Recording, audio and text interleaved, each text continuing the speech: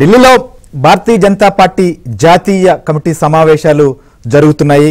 అయితే ఈ సమావేశాలు జరుగుతున్న నేపథ్యంలో ముఖ్యంగా ఈ సమావేశాల్లో పొత్తులకు సంబంధించినటువంటి ఒక క్లారిటీ వస్తుందా అనేటువంటి ఆసక్తి మాత్రం తెలుగు రాష్ట్రాల్లో నెలకొంది. ముఖ్యంగా ఆంధ్రప్రదేశ్లో ఇటీవల కాలంలో జరిగినటువంటి పరిణామాల నేపథ్యంలో ఢిల్లీ నుంచి తెలుగుదేశం పార్టీ అధినేత చంద్రబాబు నాయుడుకు ఆహ్వానం రావడం, ఆయన ఢిల్లీకి వెళ్ళడం, భారతీయ జనతా పార్టీ పెద్దలతో సమావేశమైనటువంటి నేపథ్యం, తర్వాత పొత్తులకు సంబంధించినటువంటి చర్చ జరుగుతున్నటువంటి పరిస్థితుల్లో ప్రస్తుతం బీజేపీ సమావేశాల్లో దీనికి సంబంధించి ఒక నిర్ణయం ఉంటుందా, లేకపోతే ఈ సమావేశాల తర్వాత దీనికి సంబంధించి ఒక క్లారిటీ వస్తుందా, వస్తే ఎవరెవరు ఎక్కడెక్కడ పోటీ చేసే పరిస్థితి ఉంటుంది అనేటువంటి చర్చ నెలకొంది. ముఖ్యంగా ఎన్నికలు సమీపిస్తున్నటువంటి తరుణంలో పొత్తులకు సంబంధించినటువంటి రాజకీయం ప్రస్తుతం తెరపైకి వచ్చింది. ఎలాగైనా హ్యాట్రిక్ విజయం సాధించాలి, మూడోసారి కూడా దేశంలో అధికారంలోకి రావాలని చెప్పి భారతీయ జనతా పార్టీ పొత్తులు ఎత్తులకు కూడా తెరలేపింది.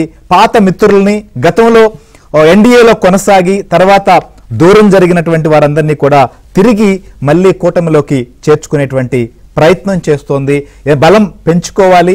గతంలో ఎన్నడూ లేని విధంగా, అందుకోని విధంగా భారతీయ జనతా పార్టీ ఈ దఫా 400 స్థానాలని అటు సొంతగా కూటమితో కలిపి సాధించాలనేటువంటి ఒక టార్గెట్ కూడా పెట్టుకున్నటువంటి పరిస్థితి. ఇప్పటికే ప్రపంచంలోనే పెద్ద పార్టీ, సభ్యత్వం కలిగిన పార్టీ అంటున్నటువంటి బీజేపీ ఓట్ పర్సంటేజీ పైన కూడా ఫోకస్ పెట్టింది. అందుకోసమని గతంలో కలహాలు వచ్చినప్పటికీ, దూరం పెరిగినప్పటికీ, అనేక విషయాల్లో వారి యొక్క భావోద్వేగమైనటువంటి నిర్ణయాలు జరిగినప్పటికీ, లేదా అనేక అంశాల్లో మిత్రులుగా ఉన్నటువంటి వారు వ్యతిరేకించి దూరమైనప్పటికీ తిరిగి వారిని దగ్గర చేర్చుకునే ప్రయత్నం, ఇంకోవైపు ఇండియా కూటమిని చీల్చడం, లేకపోతే ఆ కూటమిలో అన్న లుకలుకలను కూడా తెరపైకి తీసుకొచ్చి మరింతగా వీక్ చేసేటువంటి ప్రయత్నాలు చేస్తున్నారు. అందులో భాగంగా జరుగుతున్నటువంటి ఈ సమావేశాలు, దీని తర్వాత తెలుగు రాష్ట్రాల రాజకీయాలపైన ఎలాంటి ప్రభావం ఉండబోతోంది అనే అంశం పైన కూడా మనం డిస్కస్ చేద్దాం. మనతో పాటు ఈ డిబేట్లో సీనియర్ రాజకీయ నాయకులు, శాసనసభ్యులైనటువంటి గోరంట్ల బుచ్చయ్య చౌదరి గారు మనతో పాటు లైవ్ లో జాయిన్ అయ్యారు. అలానే భారతీయ జనతా పార్టీ అధికార ప్రతినిధి, మేనిఫెస్టో కమిటీ సంబంధించిన సభ్యులైనటువంటి ఆర్డి విల్సన్ గారు మనతో పాటు లైవ్ లో ఉన్నారు. అలానే సీనియర్ జర్నలిస్టు, అనలిస్ట్ అయినటువంటి సత్యమూర్తి గారు కూడా మనతో పాటు జాయిన్ కాబోతున్నారు. ముందుగా విల్సన్ గారు మీతోనే స్టార్ట్ చేద్దాం. ఏంటి భారతీయ జనతా పార్టీ ఇప్పుడు జరుగుతున్నటువంటి సమావేశాలు, ప్రధానంగా ఈ సమావేశాలకు సంబంధించి కూడా మనం చూస్తున్నాం ఎలాంటి నిర్ణయాలు ఉండబోతోంది. ముఖ్యంగా ఈ సమావేశాలు ప్రస్తుతం ఇంత ప్రతిష్టాత్మకంగా తీసుకొని నిర్వహించబోతున్నటువంటి తరుణంలో కొన్ని నిర్ణయాలు, అంటే ప్రధానికి సంబంధించి అభ్యర్థిగా, అలానే ప్రచార బాధ్యతలు కావచ్చు, లేదా కూటమికి సంబంధించినటువంటి అంశాలు కావచ్చు, చాలా విషయాల్లో క్లారిటీ వస్తుందని కూడా చెప్తున్నారు. అసలు ఈ సమావేశాల్లో ఎలాంటి నిర్ణయాలు ఉండబోతున్నాయి? గుడ్ ఈవినింగ్ శ్రీహర్ గారు, మీకు ప్యానల్లో ఉన్న బుచ్చయ్య చౌదరి గారికి, అదేవిధంగా సత్యమూర్తి గారికి, చూస్తున్న ప్రేక్షకులందరూ కూడా నమస్కారం. ఈ జాతీయ సమావేశాల్లో చాలా స్పష్టంగా భారతీయ జనతా పార్టీ నూతన మిత్రుల గురించి ఖచ్చితంగా మేము ఆలోచిస్తాం. అదే సమయంలో మేము ఏ మిత్రులను కూడా వదులుకోము. మా దగ్గర నుంచి రకరకాల కారణాలతో వెళ్ళిపోయిన వాళ్ళు తప్ప, అది నితీష్ కావచ్చు, మరొకరు కావచ్చు, మరి పంజాబ్ నుంచి నాయకులు కావచ్చు, ఆంధ్రప్రదేశ్ నాయకులు కావచ్చు, ఎవరైనా సరే భారతీయ జనతా పార్టీ మేము ఎవరిని సాగనంపాం. వాళ్ళకై వాళ్ళు రకరకాల కారణాల చేత, స్థానిక కారణాల చేత వెళ్ళిపోయిన పరిస్థితులు ఉన్నాయి. ఇదే అమిత్ షా గారు కూడా మనం చెప్పినట్టుగా మనకి మీడియాలో కూడా కథనాలు వచ్చాయి. కాబట్టి భారతీయ జనతా పార్టీ ఖచ్చితంగా దేశం కోసం, ధర్మం కోసం పనిచేసే క్రమంలో మరోసారి నరేంద్ర మోడీ గారి నాయకత్వంలో భారతీయ జనతా పార్టీ అధికారం రాబోతుంది, అందులో మాకు సందేహం లేదు. అదే సమయంలో ప్రతి రాష్ట్రంలోనూ ఓట్ షేర్ అనేది మేము పెంచుకోవాలని ప్రయత్నం చేస్తున్నాం. అదే సమయంలో ప్రతి రాష్ట్రంలో మాకు సంబంధించిన పార్లమెంట్ సభ్యుల్ని మరి ఉండేలాగా కూడా ప్లాన్ ఆఫ్ యాక్షన్ జరుగుతుంది. అనేక రాజకీయ వ్యూహాల్లో మరి ముందుకెళ్తున్న క్రమంలో మేము చాలా స్పష్టంగా ఇండిపెండెంట్ గా ఎదగడం కోసం మొట్టమొదటి ప్రయారిటీ ఇచ్చారు మా పార్టీ పెద్దలు. అందులో భాగంగా 175 నియోజకవర్గాల్లో ఆంధ్రప్రదేశ్ లో అభ్యర్థుల్ని మేము పెట్టడానికి సన్నద్ధం చేసుకుంటాం. 25 పార్లమెంట్ సెగ్మెంట్స్ లో కూడా మరి అభ్యర్థులు మేము ఖరారు చేసుకుని, లేకపోతే వాళ్ళని రెడీ చేసుకుంటున్నాం. అన్ని ప్రాంతాల్లో కూడా అసెంబ్లీ కార్యాలయాలు, అదేవిధంగా పార్లమెంటు కార్యాలయాలు ఏర్పాటు చేసుకుని ముందుకెళ్లే క్రమంలో ఇప్పుడున్న ప్రభుత్వం, జగన్మోహన్ రెడ్డి గారి ప్రభుత్వాన్ని ఆంధ్రప్రదేశ్ పొత్తుల మీద కూడా మనం మాట్లాడదాం. ఎందుకంటే ముఖ్యంగా చూస్తే, ఎందుకంటే రామాలయం ప్రారంభం తర్వాత ఉత్తరాదిలో ప్రస్తుతం ఉన్నటువంటి పరిస్థితులు లేదా అక్కడ ఉన్నటువంటి సెంటిమెంట్ అంశాలు కావచ్చు లేదా హిందుత్వ అజెండా కావచ్చు, వీటన్నిటికీ ఖచ్చితంగా తమకు ప్రస్తుతం ఉన్నటువంటి సీట్లకు తగ్గవు లేదా ఆ బలాన్ని పెంచుకునే ప్రయత్నం ఒకవైపు చేస్తూ, సౌత్లో మనం చూస్తున్నాం సౌత్కి అన్యాయం జరుగుతోందని చెప్పి ఇటు కర్ణాటక ప్రభుత్వం ముఖ్యమంత్రి కావచ్చు వీళ్ళందరూ కూడా రోడ్డెక్కి ఆందోళన చేశారు, కేరళ సీఎం నిరసన వ్యక్తం చేశారు, తమిళనాడు సంబంధించి కూడా ఇదే పరిస్థితి నెలకొంది. ప్రస్తుతం ఇక్కడ తెలంగాణలో కావచ్చు ఆంధ్రప్రదేశ్లో కావచ్చు, సరే మీతో ఇండైరెక్ట్ గా వారందరూ మిత్రులు అయినప్పటికీ కూడా డైరెక్ట్ గా అయితే లేనటువంటి పరిస్థితి తెలంగాణలో కాంగ్రెస్ ప్రభుత్వం కూడా ఉంది. ఇలాంటి తరుణంలో గతంలో మీరు అన్నట్లుగా కొన్ని సందర్భాల్లో దూరమైనటువంటి జేడీఎస్ కావచ్చు, అట్లనే జేడీయూ కావచ్చు, అకాలీదళతో చర్చలు జరుగుతున్నాయి. కేరళలో కూడా మీరు అక్కడ ఉన్నటువంటి బీజేడీఎస్తో పొత్తున్నటువంటి పరిస్థితుల్లో సౌత్ విషయానికి వచ్చేతలకే ఏ రకమైనటువంటి వైఖరితో వెళ్ళబోతున్నారు? సౌత్ విషయంలో చాలా క్లియర్గా ఇక్కడ ఉన్నటువంటి పార్టీలు కావచ్చు, అధికారంలో ఉన్నటువంటి వాళ్ళు కావచ్చు, ప్రతిపక్షంలో ఉన్నటువంటి వాళ్ళు తమ రాష్ట్రాలకు న్యాయం జరగాలి అనేటువంటి విషయంలో కూడా చాలా గట్టిగా ప్రశ్నిస్తున్నారు, అడుగుతున్నారు. ప్రజల్లో కూడా అదే ఒపీనియన్ ఉంది. పార్టీలు పొత్తు పెట్టుకున్నప్పటికీ లేదా పార్టీలు ప్రస్తుతం ఉన్నటువంటి రాజకీయ కోణంలో వాళ్ళ గెలుపు కోసం ఏ ప్రయత్నాల్లో కావచ్చు లేదా పొత్తులు అనేది చూసినప్పటికీ ప్రజలను మెప్పించాలి, ప్రజలను ఒప్పించాలి. అయితే ఆంధ్రప్రదేశ్లో అయినా మరో రాష్ట్రంలో అయినా మరో చోటైనా సో వాళ్ళకి కూడా ఒక క్లారిటీ ఇవ్వాలి, వారికి కూడా ఒక స్పష్టత ఇవ్వాలి కేంద్రం సంబంధించినటువంటి విషయంలో లేదా భారతీయ జనతా పార్టీ విషయంలో కూడా. విల్సన్ గారు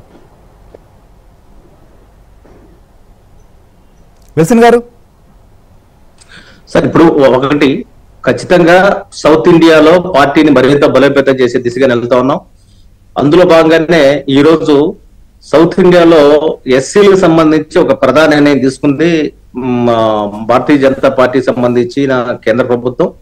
అంటే ఎస్సీలకు సంబంధించి ఎస్సీ వర్గీకరణ అనేది చేస్తే ఆంధ్ర, తెలంగాణ, కర్ణాటక, తమిళనాడు ఈ రాష్ట్రాల్లో ఒక నిర్దిష్టమైన ఓట్ బ్యాంక్ అనేది కన్సల్టేషన్ అవుతుంది. అదే సమయంలో ఈ రోజు 5 మ్యాన్ కమిటీ నుంచి 7 మ్యాన్ కమిటీకి ఎస్సీ వర్గీకరణ సబ్జెక్ట్ వెళ్ళింది సుప్రీంకోర్టులో.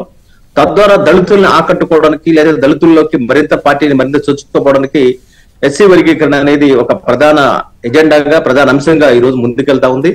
అదే సమయంలో మేము బడుగు వర్గాలకు ఏం చేస్తే బాగుంటుంది అనేది మేము జాతీయ స్థాయిలో ఆలోచిస్తూ అదేవిధంగా రాష్ట్ర స్థాయిలో కూడా ఈ రోజు రాష్ట్ర ప్రభుత్వం మొత్తం ఎస్సీ కార్పొరేషన్ మొత్తం మోతేసి దళితులకు సంబంధించి మోసం చేసింది కాబట్టి రాబోయే రోజుల్లో ఉపాధి ప్రాతిపదికగా అదే సమయంలో ఎంప్లాయ్మెంట్ కల్పించాలి అన్ని వర్గాల ప్రజలకి అన్న ఒక ఎజెండా తోటి మా మేనిఫెస్టో రూపకల్పన జరుగుతుంది.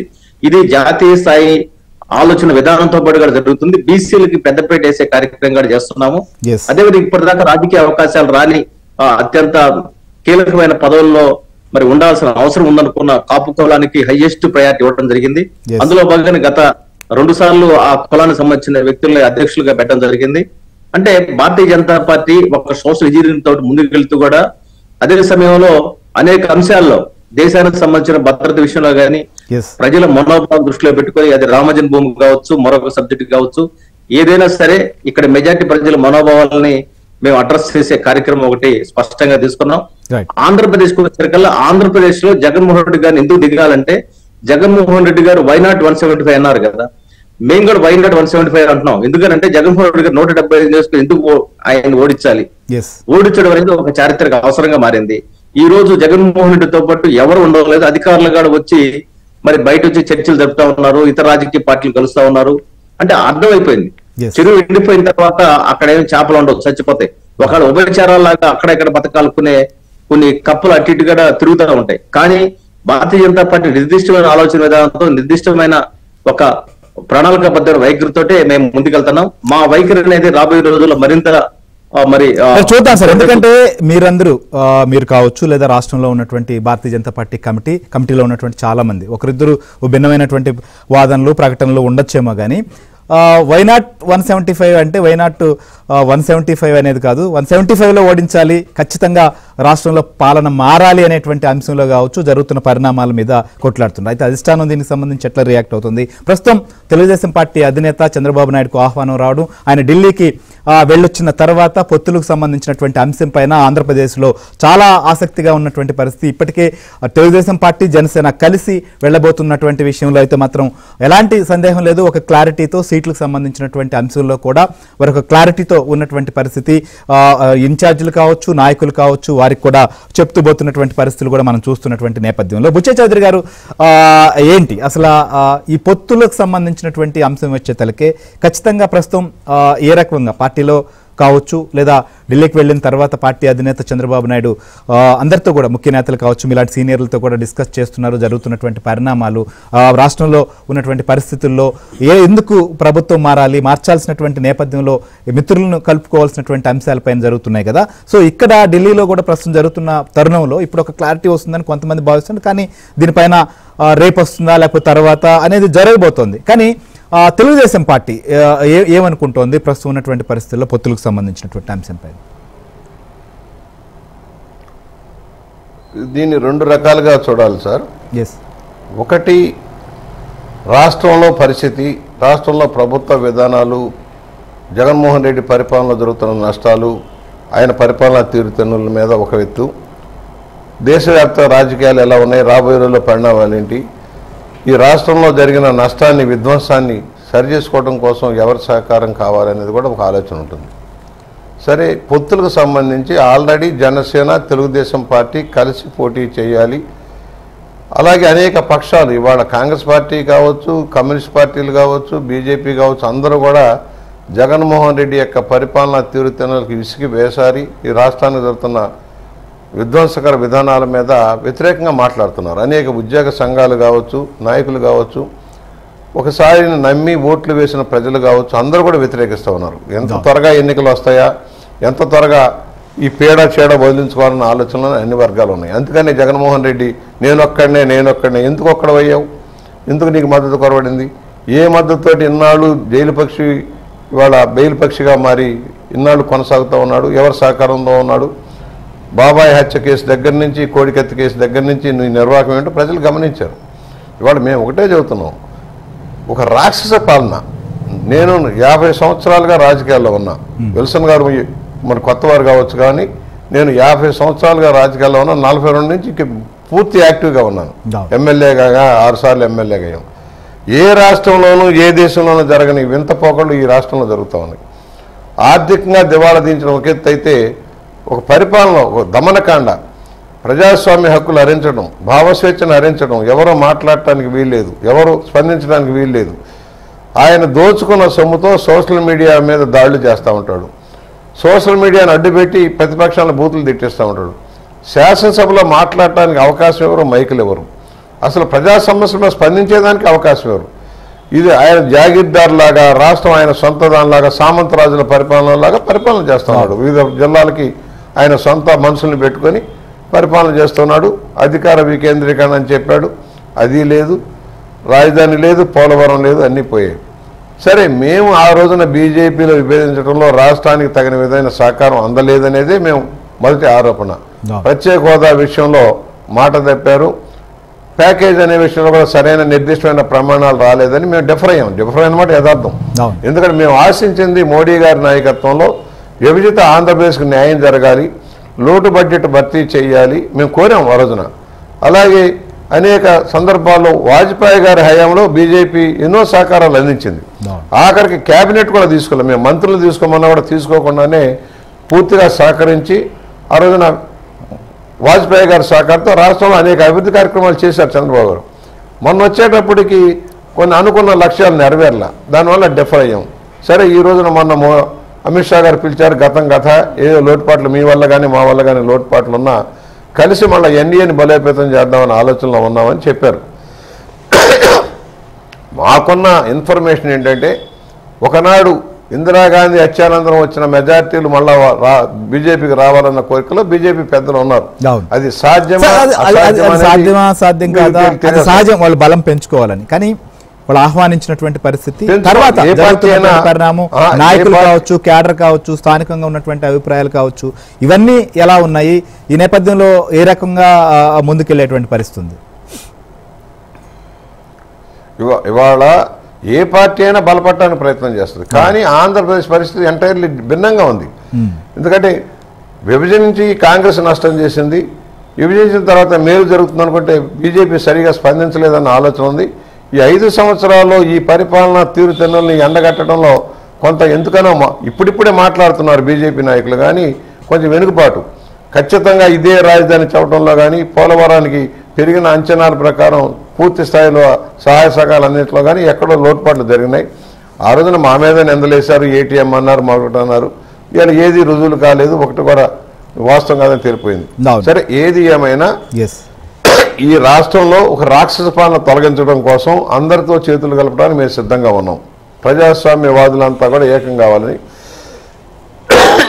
దానిలో బీజేపీ కూడా ఒక పార్ట్. వాళ్ళు ఇవాళ కేంద్రంలో ఢిల్లీలో మీటింగ్ మంతనాలు జరుగుతున్నాయి.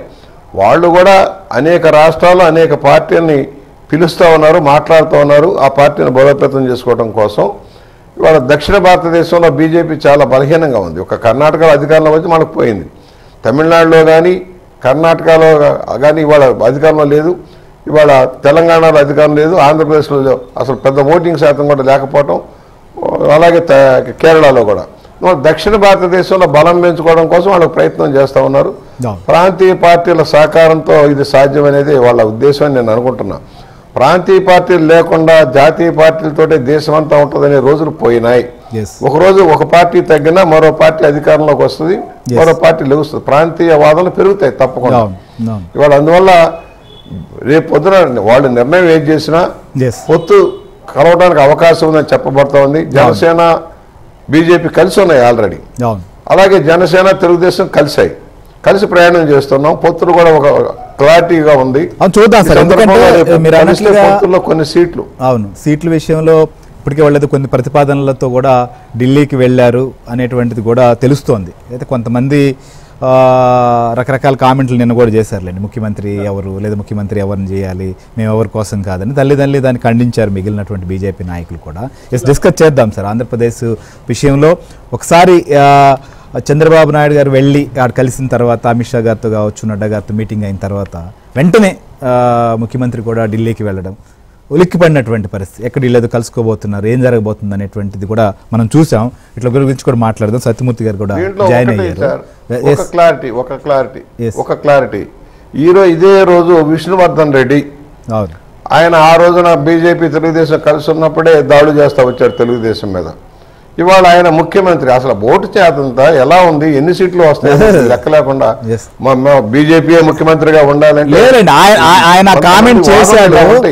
వెంటనే నా మిగిలినటువంటి వారు బత్తూరు నాగభూషణం కావచ్చు, మిగిలినటువంటి వాళ్ళు అది పార్టీకి సంబంధించినటువంటి అంశం కాదు, పొత్తులు కానీ సీట్లు కావచ్చు, ముఖ్యమంత్రి అనేది పార్టీ అధిష్టానం స్థాయిలో జరగాల్సిన నిర్ణయం అన్నారు. దాని మీద విల్సన్ గారితో కూడా మాట్లాడిద్దాం ఖచ్చితంగా. ఎందుకంటే వారు కూడా పోటీ చేయాలనేటువంటి ఉద్దేశంతో ఉన్నటువంటి వాళ్ళు, గతంలో పోటీ చేసినటువంటి వాళ్ళు. ఎన్నికలంటే ఖచ్చితంగా చాలామందికి రాజకీయాల్లో ఉన్నప్పుడు ఆ కోరిక ఉండొచ్చు. కానీ ఒక పొత్తులు కుదిరేటువంటి సమయంలో లేదా కలిసి ప్రయాణించాలనుకున్నప్పుడు అది కొన్ని నిర్ణయాలు అనేది అధిష్టాన స్థాయిలో జరిగేటువంటి అంశాలు. సత్యమూర్తి గారు, ముఖ్యంగా ఢిల్లీలో ప్రస్తుతం జరుగుతున్నటువంటి సమావేశాలపైన దేశవ్యాప్తంగా అలర్ట్ ఉంది. ముఖ్యంగా ఆంధ్రప్రదేశ్లో కూడా విషయంలో కూడా ఒక క్లారిటీ వస్తుందా అనేటువంటి డిస్కషన్ అయితే ఉంది. బీజేపీ హ్యాట్రిక్ విజయానికి 50% ఓట్లు, 400 సీట్లు దాటాలనేది ఒక టార్గెట్ పెట్టుకున్నటువంటి పరిస్థితి. సో అలాంటి పరిస్థితులు దేశంలో ఉన్నాయా? నిజంగా కూడా 400 సీట్లు సాధించేటువంటి పరిస్థితి గతంలో ఇందిరాగాంధీ మరణానంతరం జరిగినటువంటి సమయంలో మాత్రమే ఆ మార్క్ దాటినటువంటి పరిస్థితిని మనం చూసాం. ఇప్పుడు అలాంటి పరిస్థితులు ఉన్నాయా? ఒకవేళ అలాంటి పరిస్థితులు రావాలంటే ప్రాంతీయ పార్టీలు, ముఖ్యంగా దక్షిణాదిలో ఏర్పడేటువంటి పొత్తులు ఏ రకంగా కీలకం కాబోతున్నాయి? ఇదేంటంటే జాతీయ స్థాయిలో చాలా విపరీతమైన మార్పులు జరుగుతున్నాయి, రాజకీయ మార్పులు. మనం ముఖ్యంగా గమనిస్తే ఇండియా కూటమి ఏర్పడ్డ కొత్తల్లో దాదాపుగా 26 పెద్ద పార్టీలు, అంటే ప్రాంతీయ పార్టీలే కానీ కన్సిడరబుల్ సీట్లు ఉన్న పార్టీలు కలిసి ఒక చోట కూర్చున్న తర్వాత ఆ తర్వాత ఎన్డీఏ మీటింగ్ కూడా జరిగింది. ఆ తర్వాత వెంటనే ఇమ్మీడియట్గా జరిగినప్పుడు ఇండియా కూటమిలో ఉన్న లీడర్లు బీజేపీని చూసి ఒక కొంచెం ఇది చేశారు, హెకిల్ చేశారు. ఈ పార్టీలో మొత్తం 36 పార్టీలు కలిసినాయి, కానీ ఎన్డీఏలో ఒక్క పార్టీకి కూడా ఎమ్మెల్యేలు లేరు, ఎంపీలు లేరు, అటువంటి పార్టీలు కలిసినాయని చెప్పి కొంచెం ఎగతాళి చేశారు. ఆ రోజున బీజేపీ తన కోర్స్ ఆఫ్ యాక్షన్ని మార్చుకొని ఉండుంటుంది. ఎందుకంటే కొంత రావాలి, మెయిన్ పార్టీలు కూడా ఇందులోకి రావాలి, వస్తే తప్ప ఎన్డీఏ బలోపేతం కాదు అన్న ఒక యాంగిల్లో అప్పుడు వచ్చి ఉంటారు.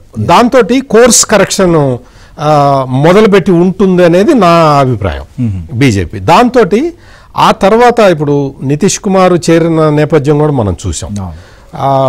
అంటే ఆ రాష్ట్రంలో ఎటువంటి ఇది లేకపోయినా కానీ పొలిటికల్ దీనికి సంబంధించిన డెవలప్మెంట్స్ లేకపోయినా నితీష్ కుమార్ ఒక నిర్ణయం తీసుకొని బీజేపీ వైపు వచ్చేసాడు. ఇది అకస్మాత్తుగా ఆయన ఇండియా కూటమిలో ప్రధాని అభ్యర్థి అనేటువంటి చర్చ కూడా జరిగింది. అట్లాంటిది ఆయన సడన్ గా వచ్చారు. ఇంకోవైపు మమతా బెనర్జీ అసలు కాంగ్రెస్ నాతోటి ఏమీ సంప్రదించట్లేదు, అసలు వాళ్ళు ఆయన భారత్ న్యాయయాత్రకు వచ్చినప్పుడు కూడా నాకు చెప్పలేదని చెప్పి మమతా బెనర్జీ అలిగి ఉన్నది. ఈ విధమైన పరిస్థితులు మొత్తం ఉన్నప్పుడు వాళ్ళకి పార్ట్నర్స్ అంటే మేజర్ పార్ట్నర్స్ అవసరం ఎన్డీఏకి ఉన్నది. సో ఎన్డీఏలోకి రావాలి అంటే నితీష్ కుమార్ వచ్చేసాడు. నెక్స్ట్ ఎవరు అంటే తెలుగుదేశం పార్టీ రావాల్సి ఉంది, ఎందుకంటే పూర్వం అందులో ఎన్డీఏలో భాగస్వామి కాబట్టి.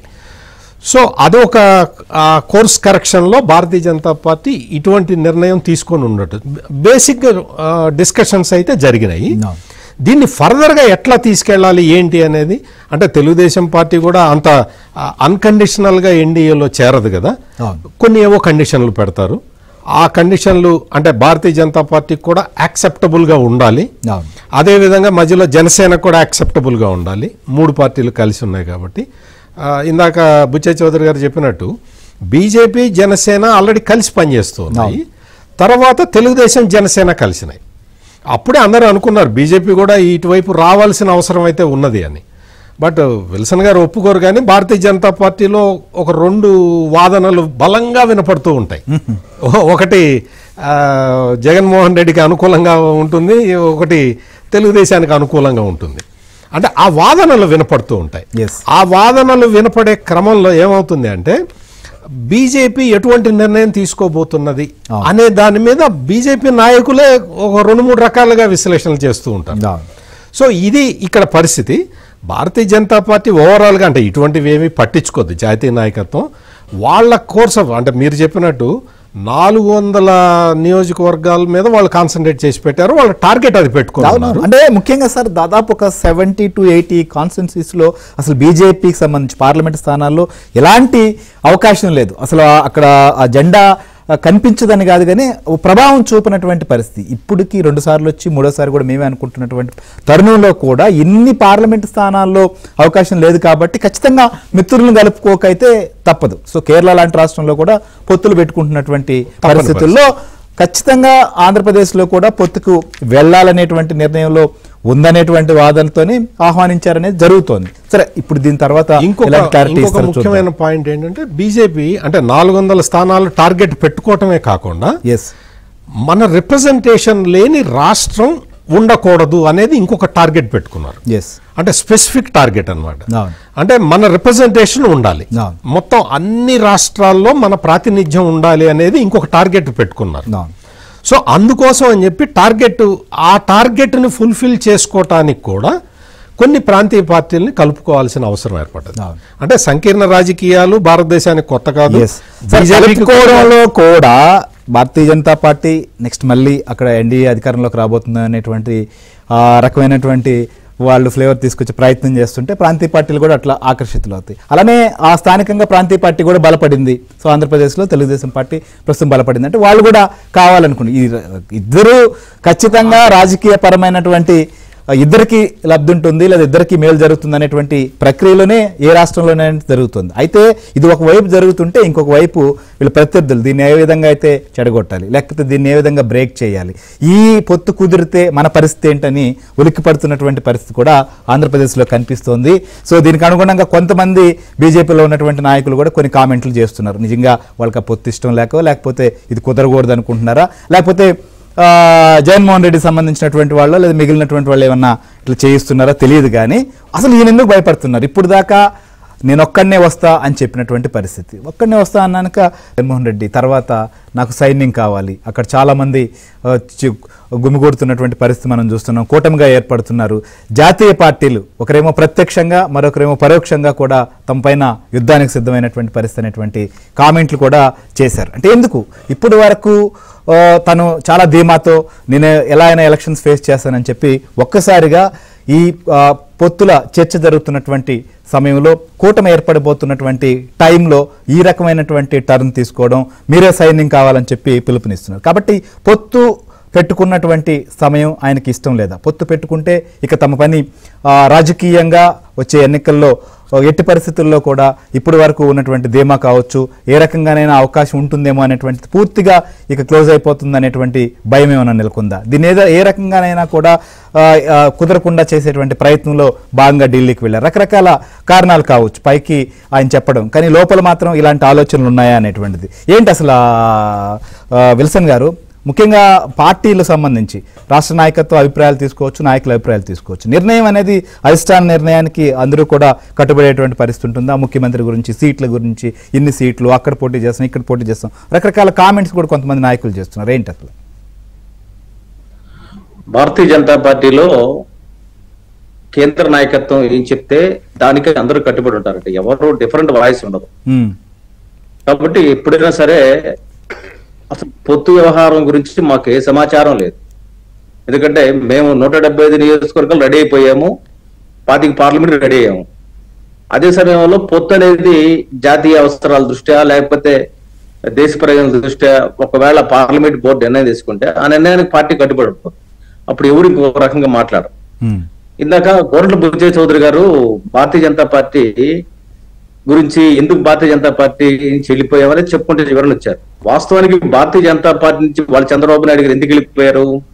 ఆ రోజు ప్రత్యేక హోదా పేరుతో వెళ్ళిపోయారు. ఈ రోజు ఆ రోజు చెప్పింది ఏంటి? ప్యాకేజీ మేము ఇస్తామంటే ఒప్పుకుంది ఎవరు? బాబు గారు. అరుణ్ జైట్లీ గారు తెల్లారు 2 దాకా 3 దాకా చర్చలు జరిపి ఒప్పుకుంది ఎవరు? వాళ్ళు. కుటుంబరావు గారు ఎఫ్ఆర్బి నిధుల్లోకి వస్తాయి కాబట్టి స్పెషల్ పర్పస్ వెహికల్ కూడా ఓపెన్ చేసుకుంటా అంటే చేసుకోమంటే దానికి ఓకే అని చెప్పి వచ్చేసింది ఆ రోజు కుటుంబరావు గారు.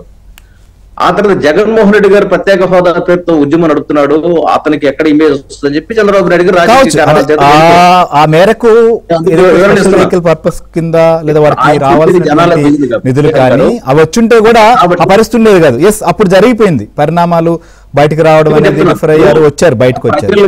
కానీ ఇప్పుడు కూడా ఈ పొత్తులు అనేటువంటిది కుదరకుండా, లేకపోతే అవతల వైపు నుంచి అంటే ఇప్పటి వరకు మీరు చెప్పిన దానికంతా ఓకే అంటున్నాను, లేకపోతే మీకు సంబంధించినటువంటి అంశాలు ఈ రకంగా ఏవైనా పొత్తులు కుదరకుండా చేసేటువంటి ప్రయత్నాలు, లేకపోతే ఈ కూటమి ఏర్పడకూడదు అనేటువంటి ఆలోచనలు అనేటువంటి పరిస్థితుల నేపథ్యంలో దాని ప్రభావం ఏమన్నా కొందరు నాయకుల పైన ఏమన్నా ఉందా? అలాంటి పరిస్థితులు ఏమైనా ఉంటాయా? నేను చెప్తున్నాను, అమిత్ షా గారే చెప్పారు, స్థానిక పరిస్థితులను బట్టి కొద్ది నిర్ణయాలు తీసుకున్నారు, పాత మిత్రులు మేము ఆహ్వానిస్తాము, మాకు అభ్యంతరాలు ఇస్తారు, ఆయన పాజిటివ్ గా మాట్లాడుతూ ఉన్నారు. అదే సమయంలో ముఖ్యమంత్రి మాకు కావాలంటే ఖచ్చితంగా భారతీయ జనతా పార్టీ ప్రతి కార్యకర్త ఆంధ్రప్రదేశ్ అధికారం సాధించాలనుకుంటారు. అక్కడ విష్ణువర్ధన్ రెడ్డి గారి ఒక అభిప్రాయం కాదు, ఆంధ్రప్రదేశ్ లో ఉండే బీజేపీ కార్యకర్తలందరూ బీజేపీ గవర్నమెంట్ రావాలని కోరుకుంటున్నారు. ఎప్పుడు మేము పలకలు మోయడమేనా? సహజం సార్, ఎవరైనా అధికారంలోకి రావాలి, రాజకీయాల్లో ఉన్నప్పుడు తాము పోటీ చేయాలి, అధికారంలోకి రావాలనుకుంటారు. కానీ బలాబలాలు, మనకు శక్తి సామర్థ్యాలు ఏంది, మనకున్నటువంటి పరిస్థితి ఏంటి, పొత్తు ధర్మం ఏంటి, ఏ రకంగా ఉంటుంది అనేది కూడా ఉంటుంది కదా. అదే హరి గారు నేను చెప్పేది, శక్తి అంటే మీడియా ఎలా చెప్తే అలా వింటారు అనుకుంటే జనాలు. ప్రాక్టికల్ గా మీకు తెలుసు, మీరు ఎన్నికల్లో పోటీ చేశారు, ఎన్నికల్లో పోటీ చేసేదానికి కూడా సిద్ధమవుతున్నటువంటి నాయకులు, గ్రౌండ్ లెవెల్లో రియాలిటీస్ ఏందనేది కూడా మీకు తెలుసు. సో విల్సన్ గారు ఈ ఢిల్లీకి వెళ్తున్నటువంటి కొన్ని ప్రతిపాదనలు తీసుకెళ్లారు అనేటువంటిది కూడా ఉంది. సో పోటీ సంబంధించినటువంటి అంశాలపై ఏంటి? ఒక్క నిమిషం మీరు గమ్ముకోండి, నేను చెప్తా ఒక్క నిమిషం. ఇప్పుడు ఇంతకంటే ఎవరు సాధిస్తారని చెప్పింది చంద్రబాబు నాయుడు గారు. కాబట్టి మేము చాలా చేసామనేది వాళ్ళే ఒప్పుకున్నారు. వాళ్ళకి సంబంధించిన అనుకూల మీడియాలకు కూడా బాహాటంగా వచ్చాయి. కాబట్టి భారతీయ జనతా పార్టీ ఓడడానికి అనర్హత పార్టీ ఏం కాదు, ఖచ్చితంగా మేము ఓడడానికి అర్హత ఉన్న పార్టీ. అదేవిధంగా ఆంధ్రప్రదేశ్ కి ఒకే ఏడాది 11 విద్యా సంస్థల నుంచి 45 కేంద్ర సంస్థల నుంచి అమరావతి నిధుల దగ్గర నుంచి జంగిల్ క్లియరెన్స్ వరకు ఏదైనా మేలంటూ జరిగితే అది బీజేపీ ద్వారా జరిగింది. ఇది జనాలకు తీసుకెళ్లగలిగితే ఓట్లు మా వైపు వస్తాయి. అమరావతి ఇప్పుడున్నటువంటి పరిస్థితుల్లో ఇప్పుడు గతంలో పొత్తులో ఉన్నప్పుడు లేదా ఎందుకు బయటకు వచ్చారు, ఏ విషయాల్లో డిఫర్ అయ్యారు, ఆ రోజు ఉన్నటువంటి పరిస్థితి ఏంటి, తర్వాత డిఫర్ అయిన తర్వాత మీరు ఎలక్షన్లో పోటీ చేసినప్పుడు వచ్చినటువంటి పరిస్థితి ఏంటి, అన్నీ కూడా తెలుసు క్లియర్గా. ఆ సందర్భంలో కొన్ని సందర్భాల్లో కొన్ని నిర్ణయాల్లో మీరు కావచ్చు లేదా మిత్రులుగా ఉన్నటువంటి వారికి భిన్నమైన అభిప్రాయాలు ఉన్నప్పుడు మాత్రమే ఇది జరుగుతుంది. చాలా క్లియర్. వచ్చారు సార్, ఒక సీట్ లేని చోట లేదా 1% లేని చోట వచ్చి ఉండొచ్చు. అవన్నీ ఇప్పుడు ఉన్నటువంటి పరిస్థితుల్లో ప్రాక్టికల్ గా ఆలోచిస్తున్నటువంటి పరిస్థితి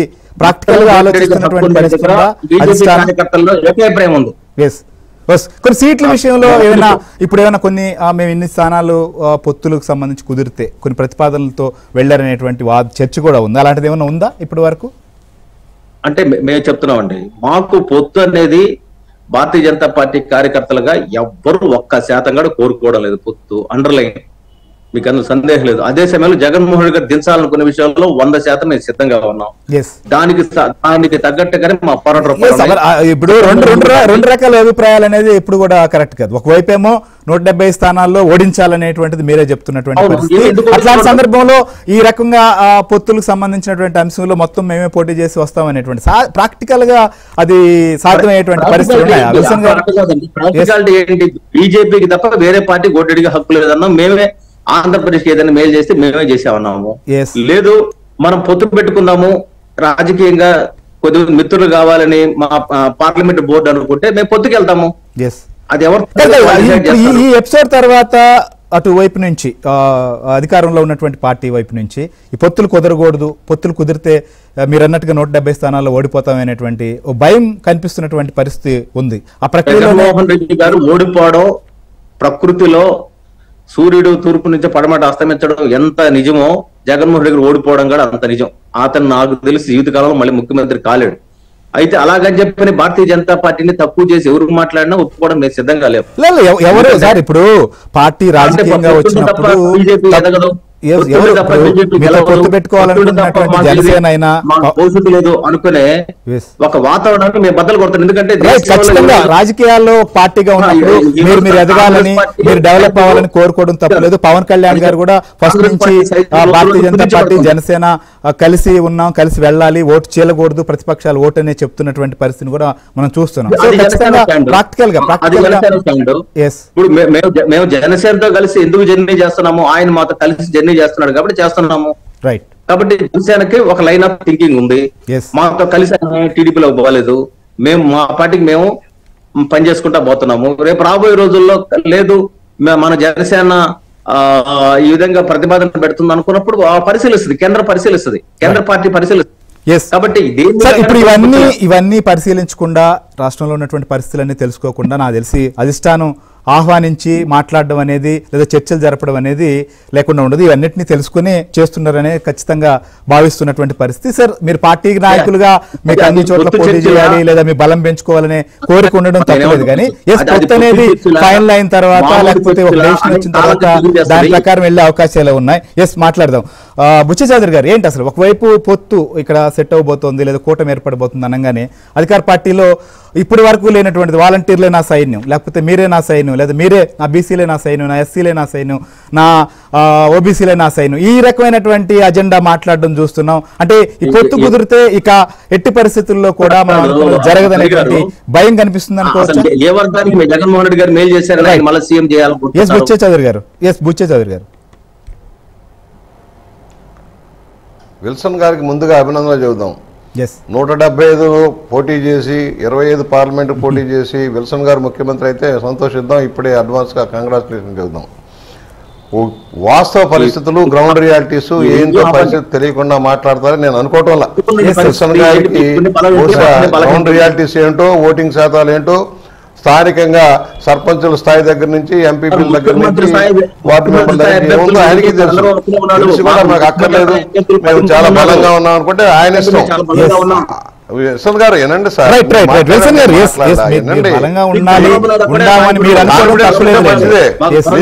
ఆ మాత్రం కాన్ఫిడెన్స్ ఉండాలి.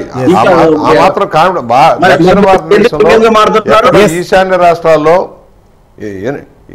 విల్సన్ గారు ఏనండి సార్, మీరు ముఖ్యమంత్రి వాళ్ళని కోరుకుంటున్నాను నేను. భలే వాళ్ళే మీరు ప్రధానమంత్రి గారు కావచ్చండి. గెలవాలని కోరుకుంటుంటే మీరు అలాగా ఇదవుతారేంటి? ఆయన మాకు బలం లేదన్నట్టు వాళ్ళ ఈశాన్య రాష్ట్రాల్లో ఒక మున్సిపాలిటీ స్థానం, ఒక మున్సిపల్ కార్పొరేషన్ స్థాయిలో లేని దగ్గర మేము అధికారంలోకి వచ్చామన్నారు, సంతోషం, అక్కడ రాస్తారు. దక్షిణ భారతదేశంలో పెద్ద రాష్ట్రాలు ఉన్నాయి, పెద్ద సంఖ్యలో ఎంపీలు ఉన్నారు, అక్కడ పెద్దగా బీజేపీకి బలం లేదు. ఇవాళ ఏదైతే మీరున్న స్థానాల్లో ఉత్తర భారతదేశంలో ప్రధానమైన కేంద్రాల్లో మీకు ఉన్నాయి, ఆల్రెడీ 300 చిల్లర సీట్లు ఉన్నాయి. 90%, 95%, 80% పైనే ఉన్నాయి మీకు అక్కడ. కొత్తగా అక్కడ వచ్చేదేమీ లేదు.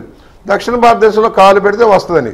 కానీ ఎన్డీఏ వేరు, బీజేపీ ఒంటరిగా రావడం వేరు, మర్చిపోవకండి. సత్యమూర్తి గారికి కూడా తెలుసు, ఒంటరిగా 400 సీట్లు వస్తాయా, అది అసాధ్యం అనేది చూస్తాం. ఆనాడు వేరు ఇందిరాగాంధీ హత్యానంతరం. ఇవాళ అది కాదు. ఎన్డీఏ పక్షాలుగా అన్ని గెలిస్తే 400 రావచ్చు, ఇంకా పైన కూడా రావచ్చు, అది థియరీ. సరే, ఇవాళ రాష్ట్రానికి సంబంధించి ఒక దుర్మార్గ పరిపాలనని వ్యతిరేకిస్తా ఉన్నాం. అందరూ బాధితులే, మహిళలు బాధితులే, దళితులు బాధితులే. కేంద్రం నుంచి, కేంద్రం అంటే మిథ్య, మర్చిపోకండి, ఇట్ ఈజ్ ఎ మిత్. అన్ని రాష్ట్రాల సమాహారమే కేంద్రం. కేంద్రానికి వచ్చే ఆదాయం ఎక్కడి నుంచి వస్తుంది? రాష్ట్రాల నుంచి వస్తుంది. 100% ఆదాయం రాష్ట్రాల నుంచి వస్తే 50% రాష్ట్రాలకు ఇచ్చి 50% కేంద్ర పరిధిలోని కార్యక్రమాలకు వెచ్చేస్తుంది. అది ఫ్యాక్ట్.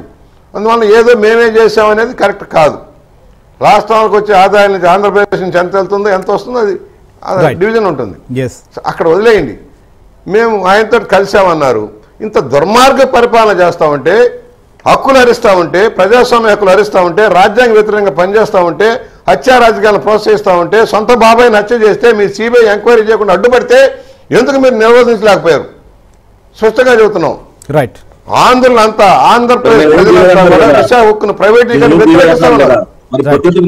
ఆంధ్రప్రదేశ్ ప్రజలంతా వ్యతిరేకిస్తా ఉన్నారు. ఎందుకు ప్రైవేటీకరణ కోసం మొక్కుతా ఉన్నారు? ఇవన్నీ కూడా ప్రశ్నార్థకాలు. నేను చెప్పేది ఏదైతే రాష్ట్రానికి సహకారం అందించాలి. మేము కోరేది ఇవాళ శత్రుత్వం కాదు. ఇప్పుడు శాశ్వత మిత్రులు ఉండరు, శాశ్వత శత్రులు ఉండరు. రాజకీయాలు కలుస్తూ ఉంటారు, విడిపోతూ ఉంటారు. మేము ఆ రోజు చెప్పాం, ప్యాకేజీ విషయంలో స్పెషల్ పర్పస్ వెహికల్ పెట్టుకోమన్నారండి. నేను కూడా అసెంబ్లీలో డిబేట్లో ఉన్నాను సీరియస్గా. మేము మాకు 15th ఫైనాన్స్ లో వచ్చేటప్పటికి కొత్తగా 14th ఫైనాన్స్ కమిషన్ వద్దని చెప్పింది. దాని ప్రకారం మేము హోదా ఇవ్వలేకపోతున్నాం, ఇతర రాష్ట్రాలు కూడా తీస్తున్నాం అని చెప్పి ఒప్పించారు ఆ రోజున. మరి అమలైంది. వినండి సార్, వినండి. ఎందుకు ప్యాకేజీ పూర్తి స్థాయిలో అమలు చేయకపోగా మీరు అప్పులు తెచ్చుకోండి తర్వాత తీరుస్తామంటే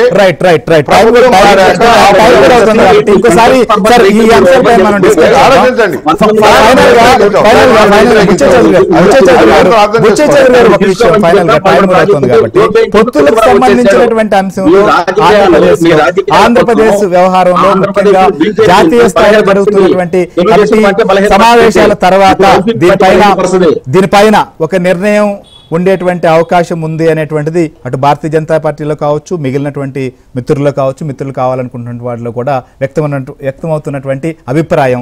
అయితే అధికార పార్టీని కొంత ఈ పరిణామం జరగగానే వాళ్ళకు భయం అనేది కనిపిస్తోంది.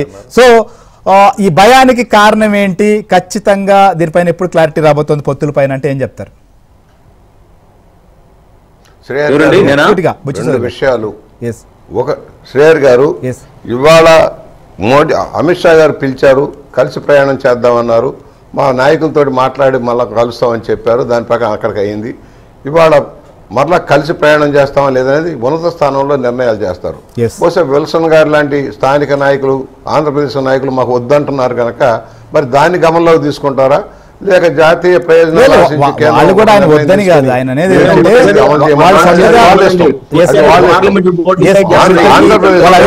ఉండొచ్చు. ఎందుకంటే పార్టీ భిన్నమైన అభిప్రాయాలు ఉంటాయి. తెలుగుదేశం పార్టీలో కూడా చాలా మంది పొత్తు ఎందుకు అనుకునే వాళ్ళు ఉండొచ్చు. ఆంధ్రప్రదేశ్ లో భిన్నమైన పరిస్థితి ఉంది. ఇవాళ తెలుగుదేశం ఒక బలమైన శక్తిగా ఉంది ఆంధ్రప్రదేశ్ లో. ఈ శక్తిగా పోటీ చేస్తా ఉన్నాం. దానికి తోడుగా జనసేన కలిసింది.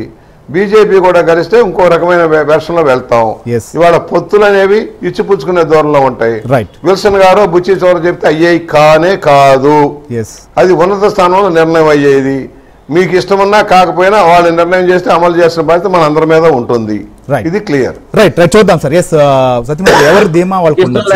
మేము బలం పెంచుకున్నాం, బలం పెరిగిందని చెప్పి బీజేపీకి ఉండొచ్చు, అధికారంలోకి రాబోతున్నాం అని చెప్పి తెలుగుదేశంలో విశ్వాసం ఉండొచ్చు. కానీ పొత్తులకు సంబంధించినటువంటి అంశంపైన అయితే చర్చలు జరుగుతున్నాయి. ఈ చర్చ మొదలు అవ్వగానే మనం చూసాం ఢిల్లీకి ముఖ్యమంత్రి వెళ్ళినటువంటి పరిస్థితి, ఆయన వాయిస్లో కూడా తర్వాత మార్పు వచ్చినటువంటి పరిస్థితి మనం చూస్తున్నాం. మీరే మీరే అనేటువంటి పదం ఎందుకని ఈ మార్పు ఎట్లా చూడాలి? అంటే ఇది భయమా లేకపోతే ఈ రకంగా ఏదైనా సింపతి పొందేటువంటి ప్రయత్నమా? ఇదేంటంటే అక్కడ కేంద్రంలో ఉన్న బీజేపీ లీడర్లందరికీ కూడా వాళ్ళ సర్వేలు, వాళ్ళ రిపోర్టులు, దాని ప్రకారం కూడా తెలుగుదేశం పార్టీ బాగా బలం పుంజుకున్నది, ఈసారి గెలిచే తెలుగుదేశమే అనే ఒక అభిప్రాయానికి కేంద్రంలో బీజేపీ వాళ్ళు కూడా వచ్చారు. ఇందులో ఎటువంటి సందేహం లేదు. ఆ జంక్చర్లో ఏంటి అంటే జగన్మోహన్ రెడ్డి వెళ్ళి కలిసినప్పుడు ఇదే విషయం ప్రస్తావన వచ్చి ఉంటుంది. అంటే ప్రైమ్ మినిస్టర్ని కలిసినప్పుడు వచ్చిందా లేదా అనేది మనకు తెలియదు కదా. కాకపోతే జగన్మోహన్ రెడ్డి వచ్చేసిన తర్వాత వెంటనే సిద్ధం మహాసభలను పెట్టేసి, సిద్ధం అని చెప్పి పెట్టేసి విపరీతంగా, అంటే ఒక్కొక్క చోట ఒక్కొక్క మీటింగ్ పెట్టినా కానీ ఆ మీటింగ్కి మొత్తం రాష్ట్రం మొత్తం నుంచి ప్రజల్ని సమీకరించి భారీ ఎత్తున డబ్బులు ఖర్చు పెట్టి బల ప్రదర్శన చేస్తున్న విషయం మనం చూస్తున్నాం. జగన్మోహన్ రెడ్డి ఈ సిద్ధం పేరుతోటి చేస్తున్న బల ప్రదర్శన ఎందుకు అంటే బీజేపీ వాళ్ళకి చెప్పటానికి, బీజేపీ వాళ్ళకి నేను బలంగా ఉన్నాను రాష్ట్రంలో, మీరు తెలుగుదేశం పార్టీ వైపు వెళ్ళొద్దు అన్న సంకేతం ఇవ్వటానికి జగన్మోహన్ రెడ్డి పడుతున్న తాపత్రయం ఇది. ఈ సిద్ధం మహాసభలు ఇంత పెద్ద ఎత్తున డబ్బులు ఖర్చు పెట్టి రాష్ట్రం నుంచి మొత్తం అందరినీ మొబిలైజ్ చేసి ఒక్కొక్క మీటింగ్కి, ఏదో అనంతపురంలో ఏదో మీటింగ్ పెట్టారు, 10 లక్షల మందిని మొబిలైజ్ చేయాలని టార్గెట్ పెట్టుకున్నారు. ఇవన్నీ పెడుతున్నది ఎందుకు అంటే లక్షలు అన్ని, అంటే లక్షలతో సమావేశాలు జరిగేది. ఇవన్నీ ఏంటంటే బీజేపీని కన్విన్స్ చేయడానికి, బీజేపీని కన్విన్స్ చేసి మీరు తెలుగుదేశం వైపు వెళ్ళొద్దు, నేనే మీకు సహాయం చేస్తాను, నేను మీతోటే ఉంటాను అన్న మెసేజ్ పంపించడానికి జగన్మోహన్ రెడ్డి ఈ తాపత్రయం అంతా పడుతున్నాడు. వాళ్ళు ఎన్ని మెసేజ్లు పంపించినా బీజేపీకి ఉన్న క్లారిటీ వాళ్ళకు ఉంది, తెలుగుదేశం పార్టీకి ఉన్నటువంటి కాన్ఫిడెన్స్ వాళ్ళకు ఉంది జనసేన పొత్తులో. కాబట్టి ఎవరైనా ఏ పార్టీ కలిసినా, ఏ పార్టీ మిత్రులైనా ఖచ్చితంగా రాజకీయంగా బలాబలాలు వారికి కలిగేటువంటి ప్రయోజనాలన్నింటినీ బేరీజ్ వేసుకుంటుంది. విశ్వాసం, కాన్ఫిడెన్స్ బీజేపీకి ఉండొచ్చు లేదా మిగిలిన వాళ్ళకు ఉండొచ్చు, కానీ వాస్తవ పరిస్థితులు ఏంటి అనేది కూడా ఆలోచించే పరిస్థితి ఉంటుంది. బీజేపీ జాతీయ సమావేశాల్లో కూడా ఇవన్నీ కూడా ఖచ్చితంగా అందరి అభిప్రాయాలు తీసుకొని చర్చించేటువంటి అవకాశం కూడా ఉంటుంది. చూద్దాం రాబోయే రోజుల్లో ఏ రకంగా పరిణామాలకు దారితీస్తుందో. థ్యాంక్ యూ విల్సన్ గారు, థ్యాంక్ యూ బుచ్చి చౌదరి గారు, థ్యాంక్ యూ సార్, మీరు కూడా జాయిన్ చేసిన